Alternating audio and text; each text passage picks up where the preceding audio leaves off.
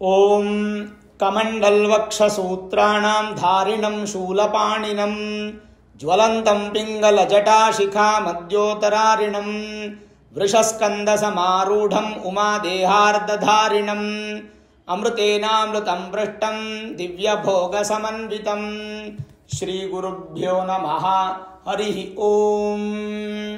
ಆತ್ಮೀಯ ಪ್ರಿಯ ಪ್ರೇಕ್ಷಕ ಮಿತ್ರರೇ, ನಿಮ್ಮೆಲ್ಲರ ಜೀವನ ಶಕ್ತಿದಾಯಕ ಶಾಂತಿದಾಯಕವಾಗಿರಲಿ ಅಂತ ನನ್ನ ಆರಾಧ್ಯ ದೇವಿ ಹೊರನಾಡು ಅನ್ನಪೂರ್ಣೇಶ್ವರಿಯ ಪಾದಗಳಿಗೆ ನಮಸ್ಕರಿಸ್ತಾ, ಪ್ರಿಯ ಪ್ರೇಕ್ಷಕ ಮಿತ್ರರೇ, ವೃಷಭ ರಾಶಿ ಆಗಸ್ಟ್ ತಿಂಗಳ ಮಾಸ ಭವಿಷ್ಯ ಹೇಗಿದೆ ಅನ್ನುವಂಥದ್ದನ್ನು ಈ ವಿಡಿಯೋಲಿ ನಾವು ನೋಡೋಣ. ಪ್ರಮುಖವಾದ ಕಾಲಘಟ್ಟಗಳು ನಮಗೆ ಈ ತಿಂಗಳಲ್ಲಿ ಬರ್ತಾ ಇದೆ. ಪರ್ವಕಾಲವನ್ನು ಮುಗಿಸ್ಕೊಂಡು ದಕ್ಷಿಣಾಯನ ಪುಣ್ಯಕಾಲಕ್ಕೆ ಬಂದಿದ್ದೀವಿ. ಈ ದಕ್ಷಿಣಾಯನ ಪುಣ್ಯಕಾಲದಲ್ಲಿ ಹಲವಾರು ಹಬ್ಬಗಳನ್ನು ನಾವು ಪ್ರಾರಂಭ ಮಾಡುವಂಥದ್ದೇ ಶ್ರಾವಣ ಮಾಸದಲ್ಲಿ. ನೋಡಿ, ಭಗವಂತನ ಲೀಲಾಜಾಲ ಹೇಗಿದೆ ಅಂತಂದರೆ, ನಮ್ಮ ಜೀವನದ ಆಹಾರ ಪದ್ಧತಿ, ನಾವು ಮಾಡುವಂತಹ ಪೂಜಾ ಪದ್ಧತಿ, ನಮ್ಮ ಸಂಸ್ಕಾರ ಎಲ್ಲವನ್ನು ಪ್ರತಿ ತಿಂಗಳು ಕೂಡ ಆಯಾ ಮಾಸಕ್ಕೆ ಆಯಾ ತಿಥಿವಾರ ನಕ್ಷತ್ರ ಯೋಗಕರಣ ಪಂಚಾಂಗಗಳ ಪ್ರಕಾರ ನಮಗೆ ನಿರ್ಧಾರ ಮಾಡಿಕೊಟ್ಬಿಟ್ಟಿದ್ದಾನೆ. ಆಹಾರನೇ ನಮಗೆ ಔಷಧಿ ಥರ ಇತ್ತು ಹಿಂದಿನ ಕಾಲದಲ್ಲಿ. ಈಗ ಆಹಾರವನ್ನು ಸ್ವೀಕಾರ ಮಾಡೋಕ್ಕೆ ಔಷಧಿ ತಗೋತಾ ಇದ್ದೀವಿ ನಾವು. ಸರಿ, ಹಾಗಾದರೆ ವಿಶೇಷವಾಗಿ ಈ ವೃಷಭ ರಾಶಿಯವರಿಗೆ ಹೇಗಿರುತ್ತೆ? ಆಗಸ್ಟ್ ತಿಂಗಳು ಅನ್ನುವಂಥದ್ದು ಒಂದು ಸಂತೋಷ, ಮನೆಯಲ್ಲಿ ಸಡಗರ, ಸಂಭ್ರಮವನ್ನು ಆಚರಣೆ ಮಾಡುವಂತಹ ಮಾಸ. ಯಾಕೆ ಅಂದರೆ ಶ್ರಾವಣ ಮಾಸ ಬರುವಂಥದ್ದು, ಹಬ್ಬಗಳ ಸರಮಾಲೆ. ಹೆಣ್ಣು ಮಕ್ಕಳಿಗಂತೂ ಬಹಳ ಪ್ರೀತಿ ಶ್ರದ್ಧೆ ಇರುತ್ತೆ.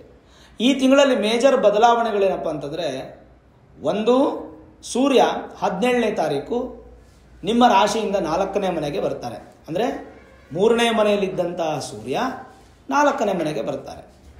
ಇನ್ನು 20ನೇ ತಾರೀಕು ವಿಶೇಷವಾಗಿ ಶುಕ್ರ, ನಿಮ್ಮ ರಾಶ್ಯಾಧಿಪತಿ ಶುಕ್ರ 3ನೇ ಮನೆಗೆ ಬರ್ತಾರೆ.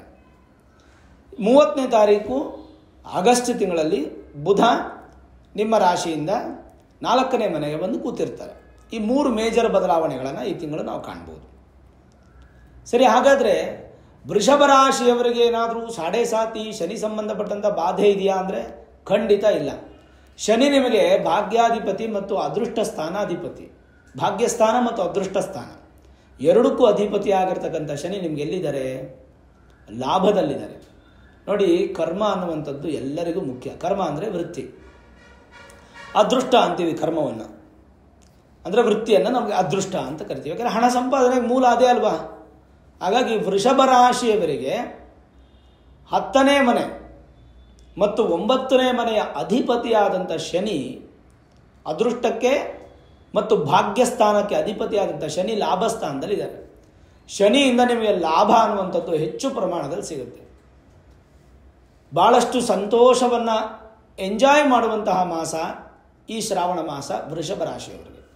ನಿಮ್ಮ ಒಂದು ವೃತ್ತಿ ಜೀವನ ಆಗಬಹುದು, ನಿಮ್ಮ ಒಂದು ಭಾಗ್ಯದ ಜೀವನ ಆಗ್ಬೋದು, ಅದೃಷ್ಟದ ಜೀವನ ಆಗ್ಬೋದು. ಇವೆಲ್ಲವೂ ಕೂಡ ಶನಿಯಿಂದ ನಿಮಗೆ ಲಾಭಸ್ಥಾನದ ಫಲಗಳನ್ನುವಂಥದ್ದು ಸಿಗುತ್ತೆ. ಇದು ಒಂದು ಸಂತೋಷಕರ ವಿಚಾರ ವೃಷಭ ರಾಶಿಯವರಿಗೆ. ಎರಡನೆಯದು ಗುರು ನಿಮಗೆ ಲಾಭಸ್ಥಾನಾಧಿಪತಿ ಹಾಗೂ 8ನೇ ಮನೆ ಅಧಿಪತಿ. ಅವರು ದ್ವಿತೀಯ ಸ್ಥಾನ 2ನೇ ಮನೆಯಲ್ಲಿದ್ದು ಗುರು ಬಲವನ್ನು ಹೊಂದಿದ್ದೀರ. ಯಾವಾಗ ನಿಮಗೆ ಗುರು ಬಲ ಅನ್ನುವಂಥದ್ದು ಪ್ರಾಪ್ತಿ ಆಗುತ್ತೋ ಆವಾಗ ನಿಮ್ಮ ಕೆಲಸ ಕಾರ್ಯಗಳೆಲ್ಲ ಭಾಳ ಈಸಿಯಾಗಿ, ಸುಮಧುರವಾಗಿ, ಸಂತೋಷವಾಗಿ ಆಗ್ತಾ ಇರುತ್ತೆ. ಏನು ಕನ್ಫ್ಯೂಷನ್ ಇರಲ್ಲ, ಯಾವುದೇ ಸಮಸ್ಯೆಗಳಿರಲ್ಲ. ಗುರುಬಲ ಅನ್ನುವಂಥದ್ದು ತುಂಬ ಚೆನ್ನಾಗಿರುತ್ತೆ. ನೋಡಿ, ವಿದ್ಯೆ ಆಗ್ಬೋದು, ವಿವಾಹ ಆಗ್ಬೋದು, ಸಂತಾನ ಆಗ್ಬೋದು, ಅಥವಾ ನಿಮ್ಮ ಒಂದು ಪ್ರಯಾಣ ಆಗ್ಬೋದು, ಒಂದು ವಾಹನ ಕೊಳ್ಳೋದಾಗ್ಬೋದು, ಒಂದು ಭೂಮಿ ಕೊಳ್ಳೋದಾಗ್ಬೋದು, ಒಂದು ಮನೆ ಕಟ್ಟೋದಾಗ್ಬೋದು. ಯಾವ ವಿಚಾರ ನಿಮಗೆ ಬೇಕಿದೆಯೋ, ಈಗ ವಿದ್ಯಾಭ್ಯಾಸ ಮಾಡ್ತಾ ಇರ್ತಕ್ಕಂಥವ್ರಿಗೆ ಮನೆ ಕಟ್ಟುವಂಥ ಫಲ ಹೇಳಲಿಕ್ಕಾಗತ್ತಾ? ಖಂಡಿತ ಇಲ್ಲ. ಈಗ ವಯಸ್ಸಾದವ್ರಿಗೆ ವಿದ್ಯಾಭ್ಯಾಸದ ಫಲ ಹೇಳಲಿಕ್ಕಾಗತ್ತಾ? ಖಂಡಿತ ಇಲ್ಲ. ನಿಮ್ಮ ಏಜ್ ಗ್ರೂಪ್ ವಯಸ್ಸಿನ ಒಂದು ಆಧಾರದ ಮೇಲೆ ನಿಮ್ಮ ವಯಸ್ಸಿಗೆ ನಿಮಗೆ ಏನು ಬೇಕಿದೆಯೋ ಅದನ್ನು ಪ್ರಯತ್ನ ಪಟ್ಟರೆ ಗುರು ನಿಮಗೆ ತೃಪ್ತಿಯಾಗಿ ಕೊಡ್ತಾರೆ. ಒಳ್ಳೆಯ ಹೂವಿನ ತಟ್ಟೆ ಮೇಲೆ ಒಂದು ಫಲ ಇಟ್ಟು ಕೊಟ್ಟ ಹಾಗೆ ನಿಮಗೆ ಕೊಟ್ಟು ಬಿಡ್ತಾರೆ. ಹಾಗಾಗಿ ಗುರು ಶನಿಯಿಂದ ಯಾವ ಬಾಧೆನೂ ಇಲ್ಲ. ಯಾರಿಗೆ? ವೃಷಭ ರಾಶಿಯವರಿಗೆ. ನಿಮ್ಮ ರಾಶ್ಯಾಧಿಪತಿನೂ ಶುಕ್ರನೇ. ಶುಕ್ರ ನಿಮಗೆ ಚತುರ್ಥ ಭಾವಕ್ಕೆ ಸುಖಸ್ಥಾನಕ್ಕೆ ಬಂದರೆ, ಅಥವಾ ತೃತೀಯ ಸ್ಥಾನಕ್ಕೆ ಬಂದರೆ, ಅಥವಾ ದ್ವಿತೀಯ ಸ್ಥಾನಕ್ಕೆ ಬಂದರೆ, ಈ 3 ಶುಭ ಫಲವೇ. ದ್ವಿತೀಯ ಸ್ಥಾನ ನಿಮಗೆ ಒಳ್ಳೆ ಧನ ಸಂಪಾದನೆ ಕೊಡುತ್ತೆ, ಕುಟುಂಬನ ವೃದ್ಧಿ ಮಾಡುತ್ತೆ. 3ನೇ ಮನೆ ಧೈರ್ಯ ಕೊಡುತ್ತೆ. 4ನೇ ಮನೆ ಸುಖ ಕೊಡುತ್ತೆ. ಹಾಗಾದರೆ ಈಗ ಶುಕ್ರ ಎಲ್ಲಿದ್ದಾರೆ? ಶುಕ್ರ ಬಂದು ನಿಮ್ಮ ರಾಶ್ಯಾಧಿಪತಿ ಹಾಗೂ ಋಣರೋಗ ಶತ್ರುಸ್ಥಾನಕ್ಕೆ ಅಧಿಪತಿ ಅಂತ ಶುಕ್ರ ತೃತೀಯ ಭಾವದಲ್ಲಿದ್ದಾರೆ, 3ನೇ ಮನೆಯಲ್ಲಿದ್ದಾರೆ. 3ನೇ ಮನೆಯಲ್ಲಿರುವಂತಹ ಶುಕ್ರ ಯಾವ ಥರ ಫಲವನ್ನು ಕೊಡಬಹುದು ಅಂತಂದರೆ, ಒಂದು ನಿಮ್ಮ ಶರೀರವನ್ನು ಬಲ ಮಾಡಿ, ನಿಮ್ಮ ಋಣ ಸಾಲ ಬಾಧೆಯನ್ನು ಕೊಂಚ ಕಡಿಮೆ ಮಾಡಿ, ರೋಗಗಳನ್ನು ದೂರ ಮಾಡಿ, ಶತ್ರುಗಳನ್ನು ಪಲಾಯನ ಮಾಡ್ತಾರೆ. ಇಷ್ಟಕ್ಕೂ ಅಧಿಪತಿ ಶುಕ್ರನೇ ಅಲ್ವೇ? ಶುಕ್ರ ನಿಮಗೆ ಎಲ್ಲಿ 20ನೇ ತಾರೀಕಿನವರೆಗೂ ಮಿತ್ರನ ಮನೆಯಲ್ಲಿದ್ದು, 20ನೇ ತಾರೀಕು ನಂತರವೂ ಮಿತ್ರನ ಮನೆಯಲ್ಲಿದ್ದು, ಒಟ್ಟು ಈ ತಿಂಗಳು ಪೂರ್ತಿ ಮಿತ್ರನ ಮನೆಯ ಫಲಗಳನ್ನು, ದ್ವಿತೀಯ ಮತ್ತು ತೃತೀಯ ಸ್ಥಾನದ ಫಲಗಳನ್ನು ಕೊಡ್ತಾರೆ. ಹಾಗಾಗಿ ಶುಕ್ರನಿಗೆ ಪರಿಹಾರ ಬೇಕಾಗಿಲ್ಲ, ಮತ್ತು ಗುರು ಶನಿಗೂ ಪರಿಹಾರ ಬೇಕಾಗಿಲ್ಲ.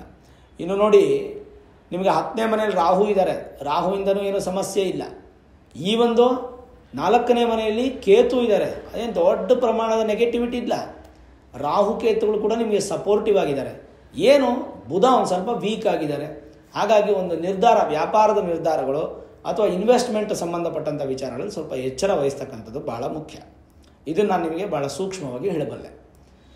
ಇನ್ನು ನಿಮ್ಮ ರಾಶಿಗೆ ಸಪ್ತಮ ಹಾಗೂ ವ್ಯಯಾಧಿಪತಿಯಾಗಿರ್ತಕ್ಕಂಥ ಕುಜ 5ನೇ ಮನೆಯಲ್ಲಿದ್ದಾರೆ. 5ನೇ ಮನೆಯಲ್ಲಿ ಕುಜ ಇದ್ದಾಗ ವೃಷಭ ರಾಶಿಯವರಿಗೆ ಒಂದು ಸ್ವಲ್ಪ ಕೋಪ ಬರುತ್ತೆ ಜಾಸ್ತಿ. ಅದನ್ನು ಏನಂತೀವಿ, ಸಿಕ್ಕಾಪಟ್ಟೆ ಜನ ಸುತ್ತು ಇರೋರೆಲ್ಲ ನಿಮ್ಮನ್ನು ರೇಗಿಸ್ತಾ ಇರೋದು ಅಥವಾ ನಿಮ್ಗೆ ಹಿಂಸೆ ಮಾಡೋದು, ತನ್ನ ಮೂಲಕ ದಿಢೀರ್ ಅಂತ ಕೋಪ ಮಾಡ್ಕೊಂಡ್ಬಿಡ್ತೀರ.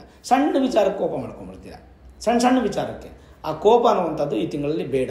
ಆದಷ್ಟು ಕೋಪವನ್ನು ಶಾಂತತೆಯಿಂದ ನೋಡುವಂಥದ್ದು ಭಾಳ ಉತ್ತಮ. ಎಷ್ಟರ ಮಟ್ಟಿಗೆ ನಿಮಗೆ ಬಲಿಷ್ಠವಾದಂಥ ಫಲ ಕೊಡುತ್ತೋ ಅಷ್ಟರ ಮಟ್ಟಿಗೆ ನೆಗೆಟಿವ್ ಫಲನೂ ಕೊಡುತ್ತೆ. ಯಾರು? ಕುಜ ಅಂತ ಹೇಳ್ತೀವಿ. ಸರಿ, ಈಗ ನಿಮಗೆ ಸೂರ್ಯ ಬಂದು ಚತುರ್ಥ ಭಾವದಲ್ಲಿ, ಅಂದರೆ 3ನೇ ಮನೆ ಮತ್ತು 4ನೇ ಮನೆ ಫಲ ಕೊಡ್ತಾರೆ. ಅದು ಯಾವ ಥರ ಇರುತ್ತೆ ಅನ್ನುವಂಥದ್ದನ್ನು ನಾವು ತಿಳ್ಕೊಳ್ಳೋಣ. ಈಗ ಮೊದಲನೇದಾಗಿ 2ನೇ ಮನೆಯಲ್ಲಿರ್ತಕ್ಕಂಥ ಗುರುವಿನ ಫಲ. ವಿದ್ಯಾಶ್ಚ ವಿವಿಧಾಶ್ಚೈತತ್ ಸರ್ವಂ ಚಿಂದ್ಯಂ ದ್ವಿತೀಯತಃ ದ್ವಿತೀಯ ಸ್ಥಾನ ಜನ್ಯಾನಿ ಕ್ರಮ ಜ್ಯೋತಿರ್ವಿದೋ ವಿದುಹು ಅಂತೇಳಿ ಹೇಳುತ್ತೆ. 2ನೇ ಮನೆಯಲ್ಲಿ ಗುರು ಇದ್ದಾಗ, ಧನಸ್ಥಾನದಲ್ಲಿ ಧನಕಾರಕನಿದ್ದಾಗ, ತತ್ರಾಪಿ ನಿಮಗೆ ಅಧಿಕ ಧನಾಗಮ ಆಗುವುದು, ಸಾಲಬಾಧೆ ಕಡಿಮೆ ಆಗುವಂಥದ್ದು, ಅದು ಪೂರ್ತಿಯಾಗಿ ಅಭಿವೃದ್ಧಿಯಾಗಿ ಒಂದು ಸಂಬಂಧಗಳನ್ನು ಗಟ್ಟಿ ಮಾಡಿ ನಿಶ್ಚಯ ಅಂದರೆ ನಿಶ್ಚಯವಾದಂತಹ ಸಂಪತ್ತನ್ನು ಕೊಡುತ್ತೆ. ಅಂದರೆ ಸ್ಥಿರ ಸಂಪತ್ತು. ನಿಮಗೆ ಸಂಪತ್ತು ಬಂದು ದುಡ್ಡನ್ನು ಸಂಪಾದನೆ ಮಾಡಿ ಅದು ನನಗೆ ಕಳೆದ್ರೆ ಏನು ಪ್ರಯೋಜನ? ಆದರೆ ನಿಮಗೆ ನಿಶ್ಚಯವಾದಂಥ ಸ್ಥಿರ ಸಂಪತ್ತನ್ನು ಭಗವಂತ ಕೊಡ್ತಾನೆ. ಜೊತೆಗೆ ವಿಶೇಷವಾಗಿ ಕೆಡುಕನ್ನು ಉಂಟು ಮಾಡುವಂಥವರಿಗೆ, ಅಂದರೆ ನಿಮಗೆ ಯಾರಾದರೂ ಕೆಟ್ಟದ್ದು ಮಾಡಬೇಕು ಅಂತ ಬಂದರೆ ಅದು ಅವರಿಗೆ ರಿವರ್ಸ್ ಆಗಿ ಕೆಟ್ಟದಾಗುತ್ತೆ. ಆ ಥರ ಗುರು ನಿಮಗೆ ಫಲ ಕೊಡ್ತಾನೆ. ದ್ವಿತೀಯ ಸ್ಥಾನ ಜ್ಯೋತಿಷ್ಯರಿಗೆ ಆಗ್ಬೋದು, ಅಧ್ಯಾಪಕರಿಗಾಗ್ಬೋದು, ವಕೀಲರಿಗಾಗ್ಬೋದು, ಧಾರ್ಮಿಕ ಮುಖಂಡರಿಗಾಗ್ಬೋದು, ವಿಜ್ಞಾನಿಗಳಿಗೆ ತಮ್ಮ ತಮ್ಮ ವೃತ್ತಿಯಲ್ಲಿ ಧನಾಗಮ ಹೆಚ್ಚು ಉಂಟಾಗುತ್ತೆ. ತರ್ಕಬದ್ಧವಾದ ಮಾತಿನಿಂದ ನೀವು ಗೆಲ್ತೀರಾ. ಆದರೆ ಮಾತು ನಾನು ಆಗಲೇ ಹೇಳಿದ್ರೆ ಸ್ವಲ್ಪ ಕೋಪ ಮಾಡ್ಕೊಂಡ್ಬಿಡ್ತೀರಾ. ಕೆಲವೊಮ್ಮೆ ಭಾಳ ಒಳ್ಳೆಯ ಗಮನ ಸೆಳೀತೀರ. ನಿಮ್ಮ ಅಂದ, ನಿಮ್ಮ ಆಕರ್ಷಣೆ, ನಿಮ್ಮ ಒಂದು ಮುಖದ ಭಾವ, ಅದೆಲ್ಲ ತುಂಬ ಆಕರ್ಷಣ ನಿಮಗೆ ಜಾಸ್ತಿ ಇರುತ್ತೆ. ಭೋಜನ ಅಂತೂ ತುಂಬ ತೃಪ್ತಿಯಾಗಿರುತ್ತೆ. ಕುಟುಂಬದಲ್ಲಿ ಒಂದು ವ್ಯಾಲ್ಯೂಸ್ ಅನ್ನುವಂಥದ್ದು ನಿಮಗೆ ಸಿಗುತ್ತೆ.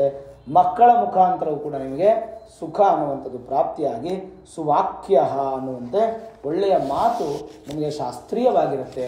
ಹಾಗಾಗಿ ವಿಶೇಷವಾದ ಫಲವನ್ನು ನೀವು ಅಪೇಕ್ಷೆ ಪಡ್ಬೋದು.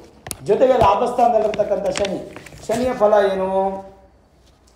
ಲಾಭಸ್ಥಾನೇನ ರಾಶ್ಯಾದಖಿಲ ಧನ ಜಯ ಪ್ರಾಪ್ತಿಮಿಚ್ಛಂತಿ ಸರ್ವೇ.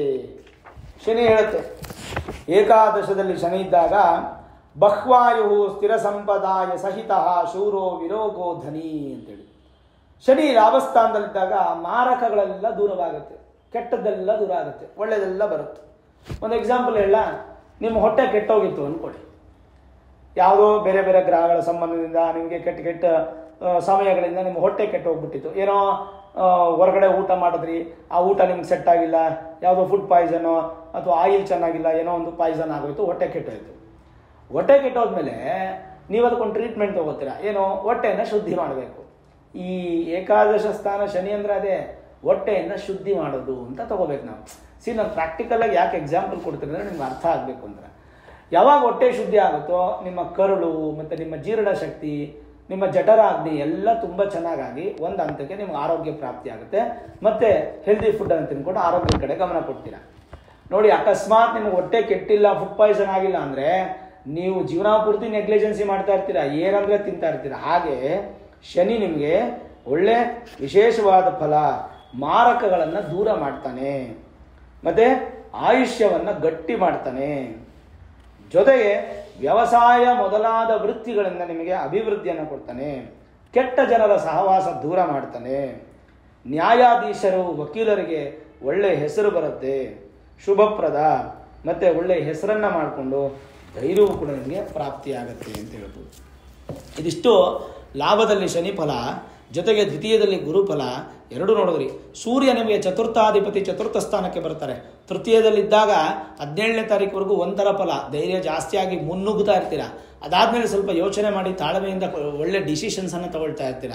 ಆ ಸೂರ್ಯ ನಿಮಗೆ ಉತ್ತಮವಾಗಿರ್ತಕ್ಕಂಥ ಸ್ಥಾನವನ್ನು, ಅಭಿವೃದ್ಧಿಯನ್ನು ಕೊಡೋದ್ರಲ್ಲಿ ಯಾವುದೇ ಥರದ ಸಂದೇಹನ ಕಾಣ್ತಾ ಇಲ್ಲ.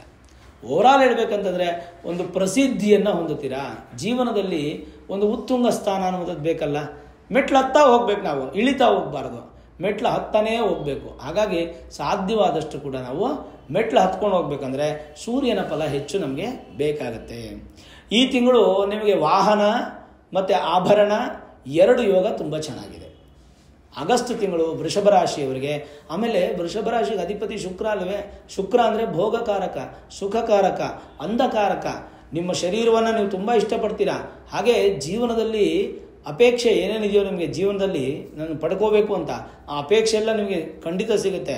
ಈ ತಿಂಗಳು ನಿಮಗೆ ವಾಹನ ಆಭರಣ ಎರಡು ತುಂಬ ಚೆನ್ನಾಗಿ ಯೋಗ ಇರೋದ್ರಿಂದ ಈ ಆಗಸ್ಟ್ 18ನೇ ತಾರೀಕು ಸೋಮವಾರ, ಶ್ರಾವಣ ಬಹುಳ ದಶಮಿ, ಅವತ್ತು ಮೃಗಶಿರ ನಕ್ಷತ್ರ, ಹರ್ಷಯೋಗ, ಅವತ್ತಿನ ದಿನ ಬಂಗಾರವನ್ನು ಖರೀದಿ ಮಾಡಿ. ಭಾಳ ಒಳ್ಳೆಯ ದಿನ. ನ್ಯೂಮರಾಲಜಿ ಪ್ರಕಾರ ಕೂಡ 1+8=9 ಅಂದರೆ ಕುಜ. ಮೃಗಶಿರ ನಕ್ಷತ್ರಕ್ಕೆ ಅಧಿಪತಿನೂ ಕುಜ. ಆಗಸ್ಟ್ 18ನೇ ತಾರೀಕು ನೀವು ಬಂಗಾರವನ್ನು ಕೊಂಡ್ರೆ ಖಂಡಿತ ಅದು ಮನೇಲಿ ಸ್ಥಿರವಾಗಿ ನಿಲ್ಲುತ್ತೆ. ಆ ಬಂಗಾರ ನೀವು ಎತ್ಕೊಂಡೋಗಿ ಬ್ಯಾಂಕಲ್ಲಿ ಇಡೋದು ಅಥವಾ ಎಲ್ಲೋ ಅಡ ಇಡೋದು ಆ ಥರ ಆಗದೆ ಬಂಗಾರ ಯಾವತ್ತೂ ಮನೆಯಲ್ಲಿ ನಿಂತಿರುತ್ತೆ. ಆಗಸ್ಟ್ 18ನೇ ತಾರೀಕು ಅದನ್ನು ಮಿಸ್ ಮಾಡಬೇಡಿ.